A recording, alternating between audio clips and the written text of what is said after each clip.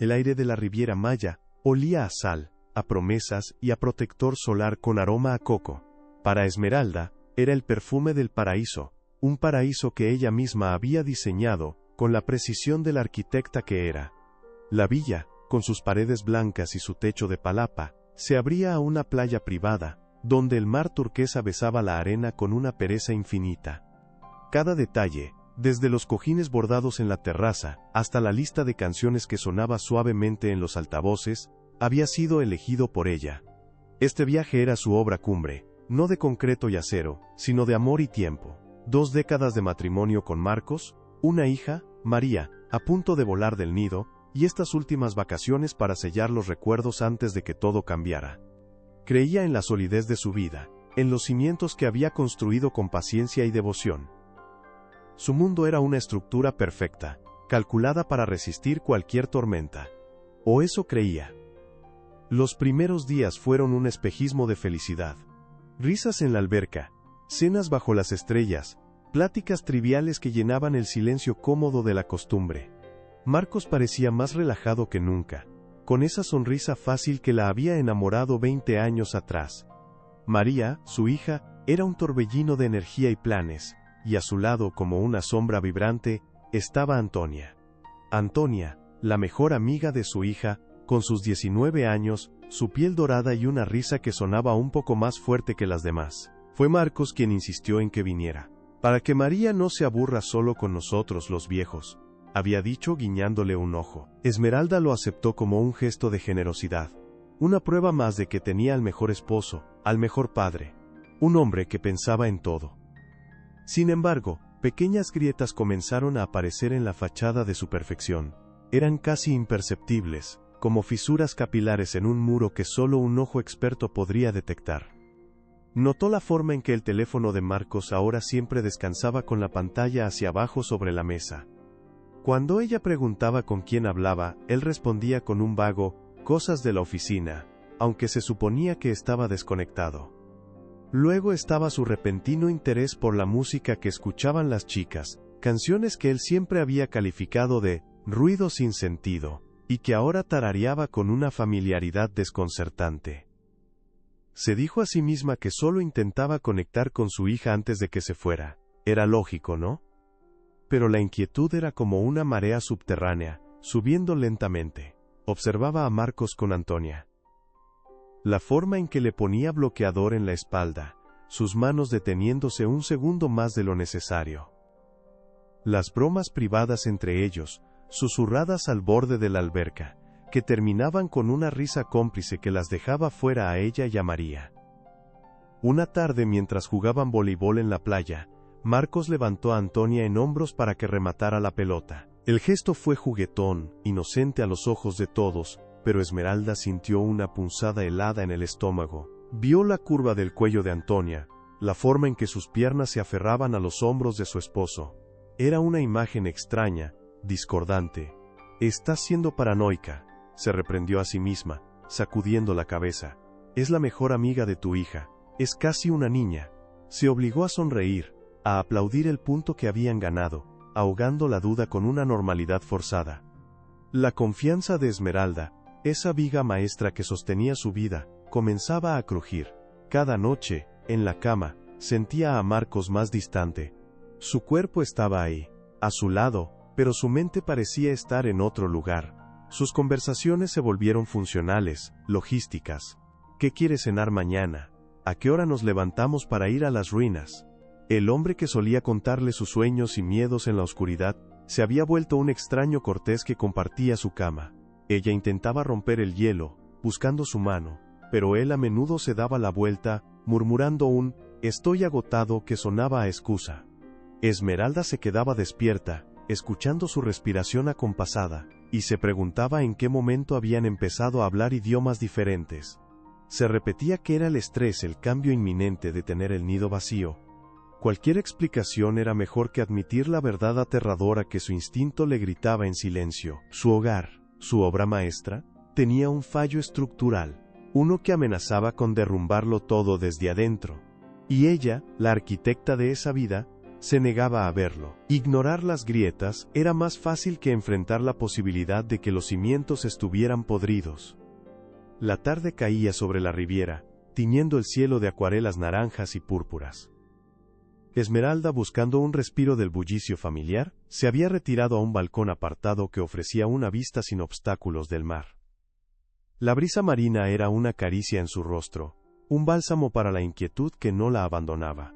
Y entonces lo vio. No fue un vistazo, fue una escena completa, un cuadro que se grabó a fuego en su retina. Allá abajo, al amparo de unas palmeras que se mecían con indolencia, estaban Marcos y Antonia. No era una charla inocente, era la mano de él, de su esposo, en la nuca de ella, de la mejor amiga de su hija. Era la forma en que los dedos de Marcos se enredaban en el cabello joven y oscuro. Vio a Antonia empinarse, ofreciendo sus labios con una urgencia que helaba la sangre. No fue un beso robado, fue un beso correspondido, hambriento, cargado de una familiaridad secreta que prendió fuego al paraíso.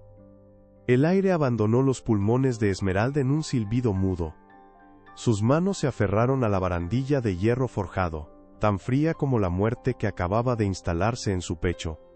El mundo no se detuvo, se hizo añicos en un silencio ensordecedor. El sonido rítmico de las olas rompiendo en la orilla se convirtió en un martilleo sordo dentro de su cabeza. Cada detalle de la escena se magnificaba. La curva de la espalda de Antonia, la inclinación posesiva de la cabeza de Marcos, la forma en que el último rayo de sol iluminaba su traición. ¿Cuánto tiempo llevaban así? ¿Cuántas risas, cuántas miradas, cuántos gestos inocentes habían sido en realidad el lenguaje cifrado de su engaño? La arquitecta en ella vio la metáfora con una claridad brutal. La viga maestra de su vida acababa de partirse en dos, y toda la estructura, todo lo que había construido durante 20 años, se venía abajo sobre ella. Regresar a la zona de la piscina fue el acto de valentía más grande de su vida. Cada paso era un esfuerzo titánico por mantener la compostura, por no dejar que el temblor de sus rodillas la delatara. Su rostro era una máscara de serenidad que le costaba cada gramo de su energía. Al llegar, la risa de su hija María la golpeó como una bofetada. Inocente. Feliz. Ajena al veneno que ahora corría por las venas de su madre. Marcos y Antonia ya estaban de vuelta, sentados en los bordes opuestos de la alberca, como si nada hubiera pasado. Él le sonrió, una sonrisa despreocupada que ahora le parecía obscena. ¿Dónde andabas, mi amor? Te perdiste el atardecer, dijo él. Esmeralda forzó una sonrisa. Lo vi desde el balcón. Era inolvidable. El veneno goteaba en sus palabras, pero solo ella podía saborearlo. Se sentó y preguntó con una voz que sonaba extrañamente lejana, como si perteneciera a otra persona. ¿Alguien quiere más limonada? El paraíso se había transformado en una prisión dorada. Las horas siguientes fueron una tortura exquisita. Esmeralda se convirtió en una observadora silenciosa, una antropóloga estudiando los rituales de una tribu de la que ya no formaba parte. Ahora veía todo con una claridad dolorosa. La forma en que Antonia le robaba una papa frita del plato a Marcos, un gesto que antes le habría parecido tierno, y que ahora era un acto de descarada intimidad.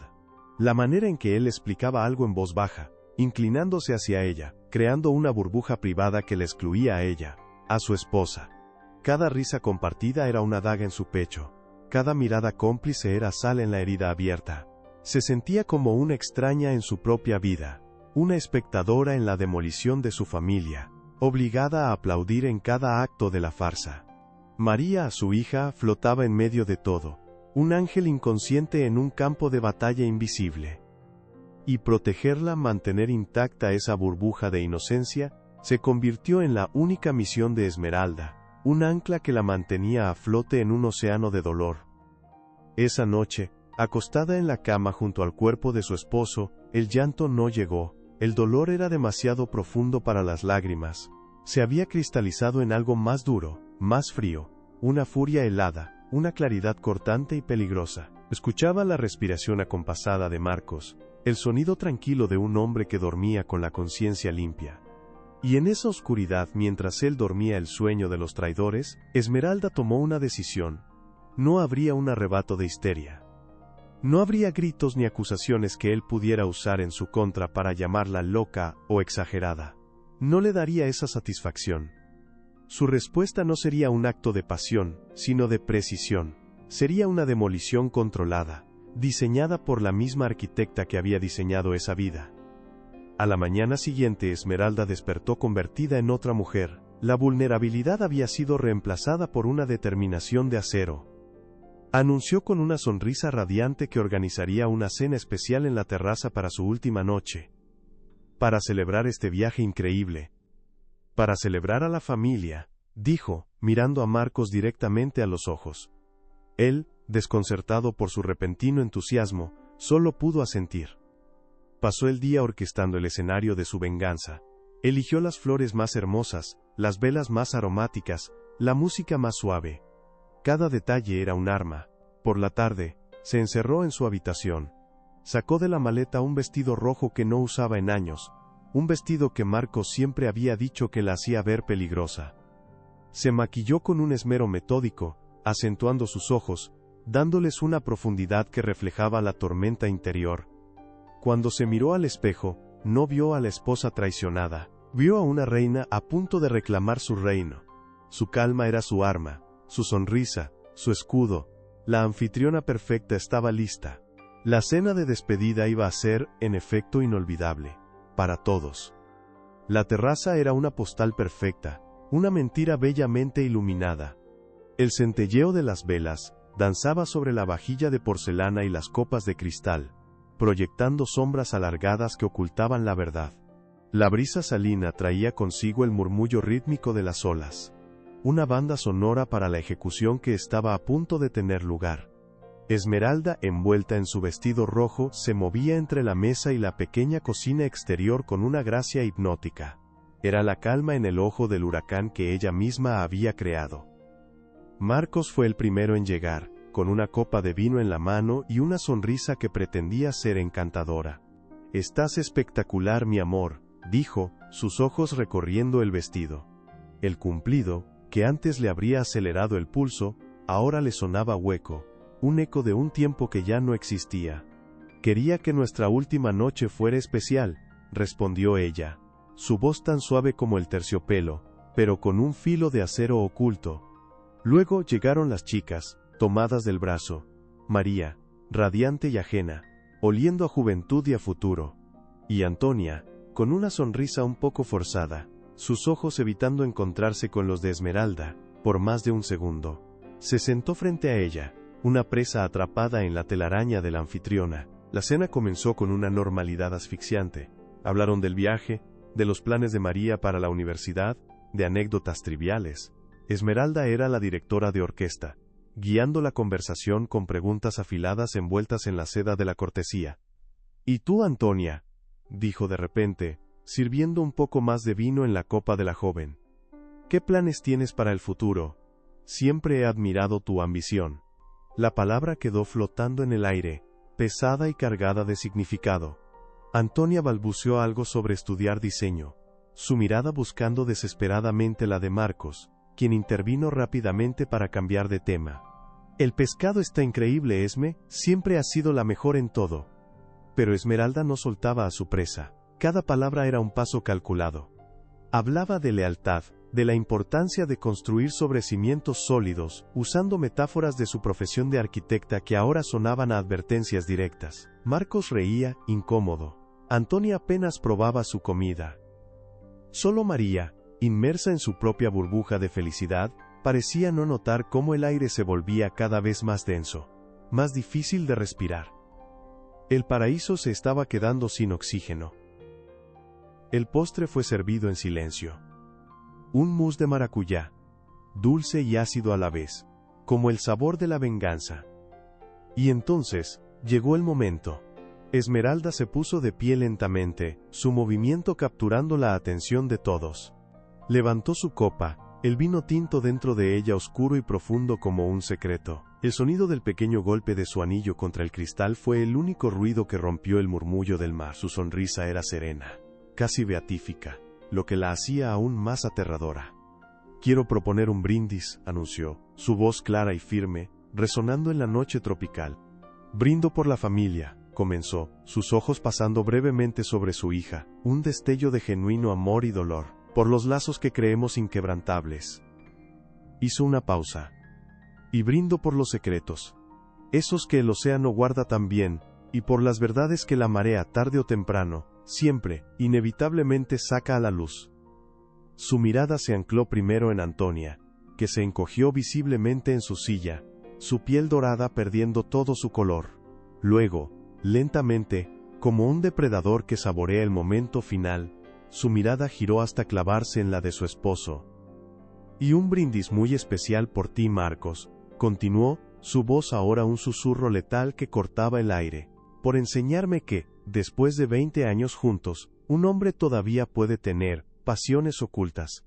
El silencio que siguió fue absoluto, un vacío ensordecedor. La sonrisa de Marcos se congeló, transformándose en una mueca de pánico. Antonia dejó escapar un pequeño sonido ahogado, como si la hubieran golpeado. María los miraba a todos, su ceño fruncido en confusión. Esmeralda dio el golpe de gracia, su voz sin temblar. Las vi, esta tarde, en el balcón. El mundo se rompió. El tenedor de postre se deslizó de los dedos de Antonia, y cayó sobre el plato con un tintineo agudo y violento. El rostro de Marcos era un lienzo de incredulidad y horror, el color drenándose por completo hasta dejar una palidez enfermiza. Pero fue la reacción de María la que partió el corazón de Esmeralda. Su hija la miró a ella, luego a su padre, luego a su mejor amiga. La confusión en sus ojos se transformó en una comprensión devastadora, una ola de dolor que la ahogó en un instante. Sus labios temblaron y un sollozo silencioso sacudió su cuerpo. El paraíso no solo estaba en llamas, acababa de explotar, llevándose consigo la inocencia y los cimientos de toda una vida. Esmeralda permaneció de pie, copa en mano, observando las ruinas que había provocado. No sentía triunfo. Sentía el frío y desolador alivio de haber recuperado el control. Ya no era la víctima, era la arquitecta de la demolición. El silencio que siguió no fue un vacío, fue una pared sólida y helada que se levantó entre los cuatro. Por un instante, el único sonido fue el de las olas rompiendo a lo lejos, indiferentes, eternas. La sonrisa de Marcos se había descompuesto en una máscara de pánico y negación. Antonia, con el rostro pálido como el nácar, parecía haberse encogido, como si deseara que la tierra se la tragara. Pero fue en los ojos de María donde la bomba realmente detonó. La confusión inicial dio paso a un horror que le arrebató el aliento, una comprensión tan brutal que pareció envejecerla 10 años en un segundo. «Papá», susurró María, y su voz fue un hilo frágil, a punto de romperse. Su mirada viajó de la cara de su padre a la de su mejor amiga. «Antonia, ¿tú?». No era una pregunta, era la verbalización de una herida mortal. Marcos fue el primero en intentar reconstruir el mundo que acababa de volar en pedazos. Se movió, torpemente, como si sus extremidades no le respondieran. «Esmeralda, no sé de qué estás hablando», dijo, su voz un intento fallido de firmeza. «Has bebido demasiado vino, estás imaginando cosas». Esmeralda ni siquiera parpadeó, sostenía la copa con una firmeza de estatua. «No, Marcos», replicó, su voz tranquila, casi conversacional, lo que la hacía infinitamente más peligrosa. «No he bebido lo suficiente como para olvidar lo que vi. La mano en su nuca. La forma en que te buscó los labios. El beso. ¿Necesitas que te dé más detalles arquitectónicos de la escena? Porque los tengo todos grabados». Cada palabra era un clavo en el ataúd de su mentira. La negación murió en los labios de Marcos. Fue entonces cuando María se levantó de golpe, la silla chirriando violentamente contra el suelo de piedra. Las lágrimas corrían por su rostro, silenciosas y devastadoras. «¿Cómo pudiste?», le espetó a su padre, su voz ahora rota por el sollozo. «¿Y tú?», giró hacia Antonia, quien solo podía llorar en silencio, encogida sobre sí misma. «Eras mi hermana, dormías en mi casa, comías en mi mesa». Antonia levantó la vista, sus ojos suplicantes. «María, lo siento, yo no». «No te atrevas a decir mi nombre», gritó María, y el sonido desgarró la noche perfecta. «No me toques», chilló, cuando Marcos intentó acercarse para consolarla. Su mano, la misma mano que había estado en la nuca de Antonia, ahora era veneno para su propia hija. María retrocedió, como si la hubieran quemado. «Los odio», gritó, una declaración que resonó más fuerte que las olas. Los odio a los dos. Y sin mirar atrás, corrió, desapareciendo en la oscuridad de la villa, dejando tras de sí un silencio cargado de ruinas. La partida de su hija rompió el último vestigio de control de Esmeralda. Dejó la copa sobre la mesa con un golpe seco y definitivo. El sonido pareció despertar a Marcos de su parálisis. Ahora, sin la presencia de su hija como amortiguador, su pánico se transformó en ira, el último refugio de un hombre acorralado. ¿Estás contenta?, le espetó, su voz un gruñido bajo. ¿Era esto lo que querías? ¿Destruir a tu familia por un estúpido error? Esmeralda lo miró, y por primera vez en 20 años, él no reconoció a la mujer que tenía delante. La esposa dócil y comprensiva había desaparecido. En su lugar había una extraña de ojos fríos y una calma implacable. «Yo no destruí nada, Marcos», dijo ella, su voz tan cortante como un trozo de vidrio. «Yo solo encendí la luz en una casa que ya estaba podrida por dentro. Tú construiste estas ruinas. Tú trajiste el veneno a nuestro hogar». Esta hizo un gesto hacia la mesa perfectamente puesta, las velas parpadeando sobre los restos de la cena. Era tu obra maestra de la mentira. Y yo, la arquitecta, acabo de firmar la orden de demolición. Se dio la vuelta, su vestido rojo ondeando tras ella como una bandera de guerra. No corrió. Caminó con una lentitud deliberada, cada paso afirmando su nueva y terrible libertad. Lo dejó solo en la terraza, en medio del paraíso en llamas que él mismo había incendiado. Las velas comenzaron a apagarse una a una, consumidas por la brisa del mar, sumergiéndolo en la oscuridad que se merecía. El viaje de vuelta a casa fue un funeral silencioso. Nadie hablaba. El aire en el coche era tan denso que se podía cortar, cargado de palabras no dichas y de un dolor irreparable. María se sentó en el asiento trasero con los auriculares puestos, creando una barrera de sonido contra el mundo que sus padres habían destrozado. Antonia había sido enviada a casa en un taxi la noche anterior, desapareciendo de sus vidas, como un fantasma avergonzado. Esmeralda conducía, sus nudillos blancos por la fuerza con que agarraba el volante. A su lado Marcos era una estatua de remordimiento patético, lanzando miradas furtivas, esperando una oportunidad para hablar, para excusarse, para minimizar, pero Esmeralda no le dio ninguna. Su silencio era un muro impenetrable. Al llegar a su casa, la que ella había diseñado, y él había profanado, la farsa terminó. María subió directamente a su cuarto, y cerró la puerta con un portazo que retumbó como un disparo. Fue entonces cuando Marcos intentó su último y desesperado asalto.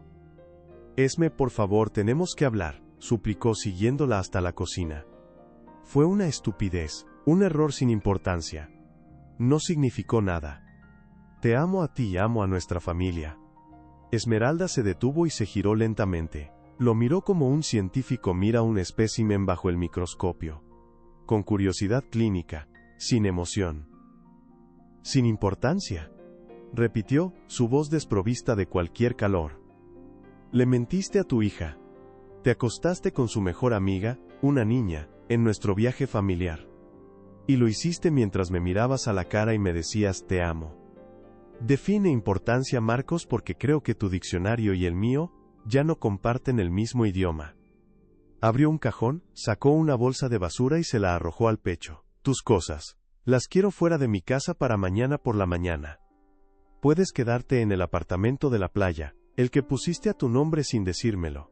Sí, Marcos, también sé de eso. He tenido mucho tiempo para pensar en los últimos días.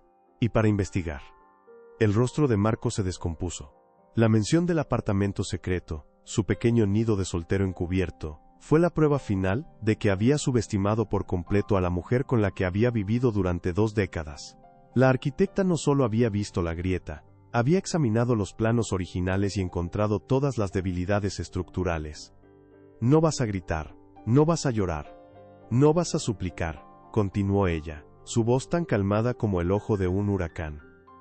Vas a empacar tus mentiras en estas bolsas y te vas a ir. Y mañana, mi abogado se pondrá en contacto con el tuyo. No te preocupes, no voy a montar una escena. La demolición será silenciosa, eficiente y devastadora. Justo como te mereces. La mujer vulnerable que había llorado en silencio en la Riviera Maya había muerto. De sus cenizas había nacido una fuerza de la naturaleza. Ya no luchaba por salvar su matrimonio, luchaba por salvarse a sí misma. Y por primera vez en mucho tiempo, Esmeralda sintió que los cimientos sobre los que se encontraba eran, finalmente, sólidos como una roca. Eran los suyos. Los días que siguieron fueron un borrador de vida, una existencia suspendida en un limbo de silencio y cajas de cartón. Marco se movía por la casa como un fantasma culpable, recogiendo los fragmentos de su vida pasada bajo la mirada vigilante de Esmeralda. Ella no lo ayudaba pero tampoco lo obstaculizaba, simplemente observaba. Sentada en la isla de la cocina con una taza de café entre las manos, su presencia era un juicio mudo y constante. Cada objeto que él guardaba, el reloj que ella le regaló en su 10º aniversario, las fotos de viajes pasados, los libros que habían leído juntos, era una reliquia de un museo que acababa de ser clausurado. No había gritos ni llantos. El arma de Esmeralda era su calma glacial, un silencio que gritaba más fuerte que cualquier acusación.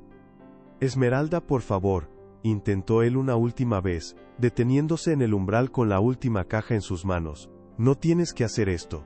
Podemos ir a terapia. Podemos arreglarlo.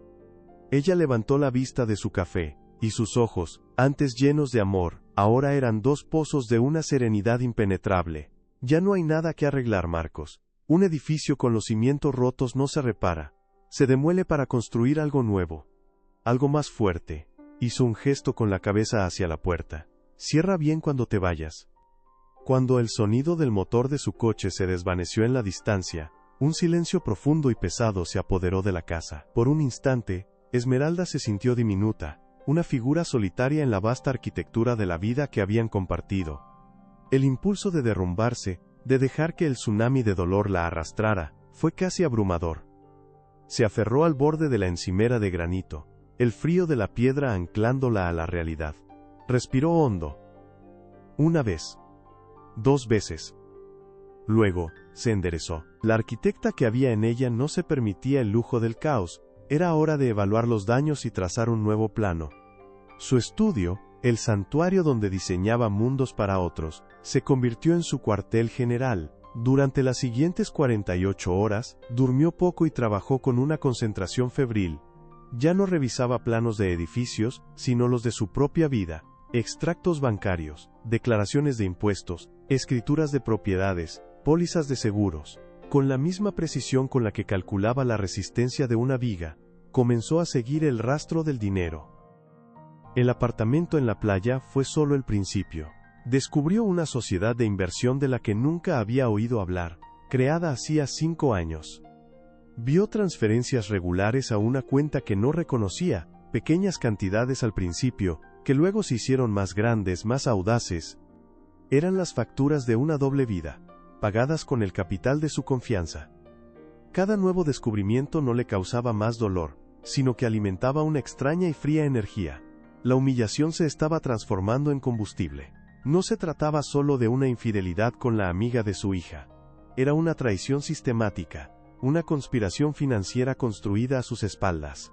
Él no solo había roto sus votos, había estado saqueando activamente el imperio que habían construido juntos. El hombre que compartía su cama no era solo un adúltero, era un ladrón, y ella, la socia a la que habían estado robando, estaba a punto de auditar las cuentas. Con una carpeta llena de documentos meticulosamente organizados, se reunió con Sofía, su abogada, una mujer de mirada afilada y traje impecable. Esmeralda expuso los hechos con una claridad desapasionada, sin una sola lágrima. Presentó las pruebas de la infidelidad, no como una queja de esposa herida, sino como un factor agravante. Luego, desplegó los estados financieros sobre la mesa de caoba. Sofía escuchaba, asintiendo lentamente, sus ojos pasando de los papeles al rostro sereno de su clienta. Cuando Esmeralda terminó, la abogada se reclinó en su silla, una leve sonrisa de admiración en sus labios. La mayoría de mis clientes vienen aquí con el corazón roto y una caja de pañuelos, Esmeralda, dijo. Tú has venido con un arsenal, él no se lo espera. Cree que luchará contra una mujer despechada, pero se va a enfrentar a una arquitecta a punto de demolerle el mundo pieza por pieza, legalmente. Esa tarde, Esmeralda se enfrentó a la tarea más difícil, reconstruir el puente hacia su hija. Encontró a María en su habitación, rodeada de un silencio que dolía. Se sentó en el borde de la cama, sin tocarla, dándole su espacio. «Sé que nada de lo que diga ahora mismo puede arreglar esto», comenzó Esmeralda, su voz suave, «pero necesito que sepas que esto no es tu culpa. Ni de Antonia, ni tuya. Esto es entre tu padre y yo. Él tomó sus decisiones, y yo estoy tomando las mías». María no la miró, pero sus hombros dejaron de estar tan tensos. «Lo arruinó todo», susurró, «nuestra familia, todo». «Sí», admitió Esmeralda. «Arruinó la familia que éramos. Pero tú y yo, mi amor, seguimos siendo una familia. Y vamos a construir algo nuevo. Algo diferente. Pero nuestro. Y será sólido, te lo prometo».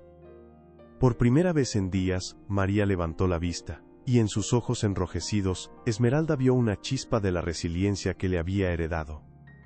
No era un final feliz, ni siquiera un comienzo fácil. Era algo mucho más real.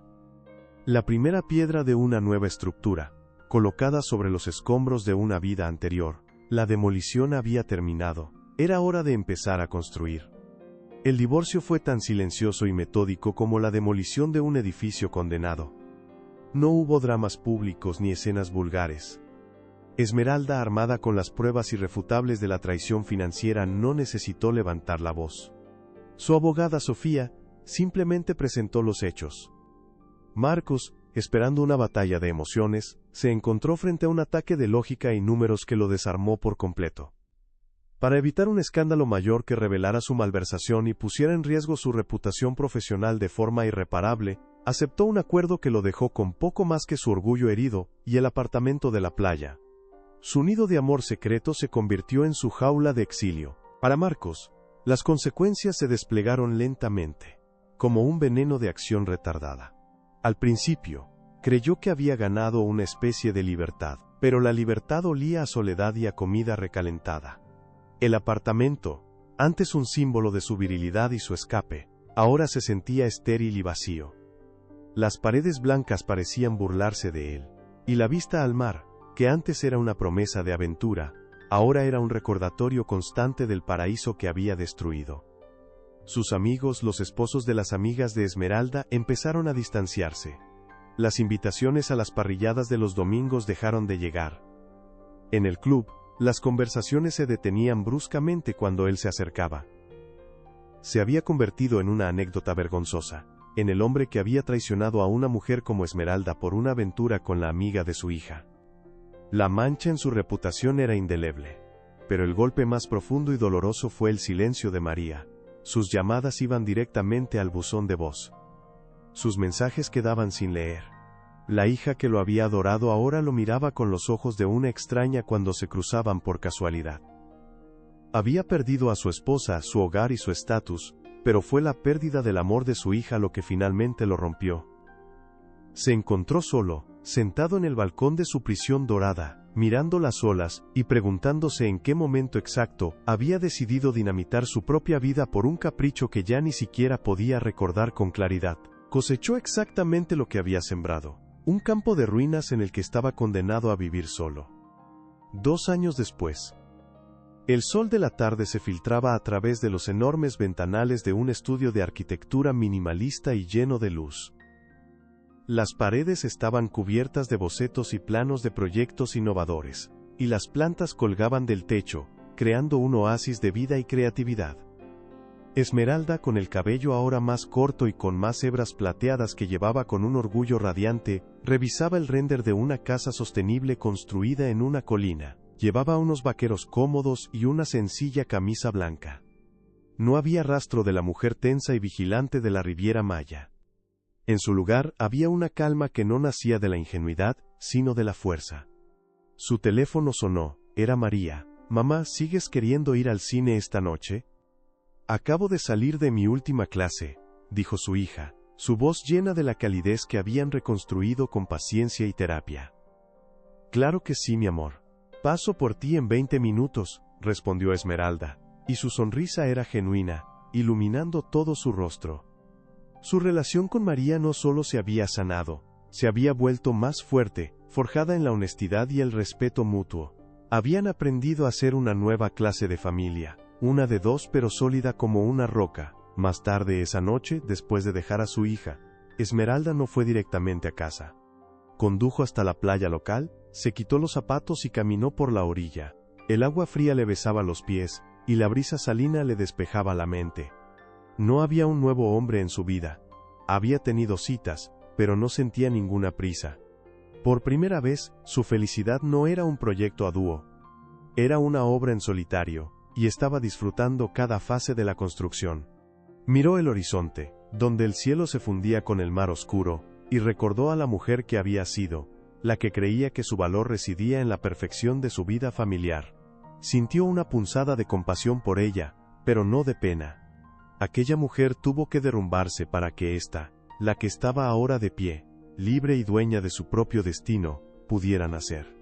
La traición no fue el final de su historia, fue la demolición necesaria para rediseñar su vida desde los cimientos. A veces, las estructuras más hermosas solo pueden construirse sobre los escombros de lo que creíamos eterno. El dolor, por profundo que sea, no es una sentencia, sino una lección de arquitectura del alma. Nos enseña dónde estaban las grietas, cuáles eran las vigas maestras falsas. Y, lo más importante, nos obliga a encontrar la fuerza dentro de nosotros mismos para construir algo nuevo, algo que sea verdaderamente nuestro, algo inquebrantable, porque al final, el único plano que importa es el que dibujamos para nuestra propia felicidad, renaciendo más fuertes, más sabios y sobre todo, irrevocablemente libres. Cuéntame en los comentarios desde qué país nos estás viendo, me encantará leerte, y no olvides suscribirte para no perderte más historias como esta.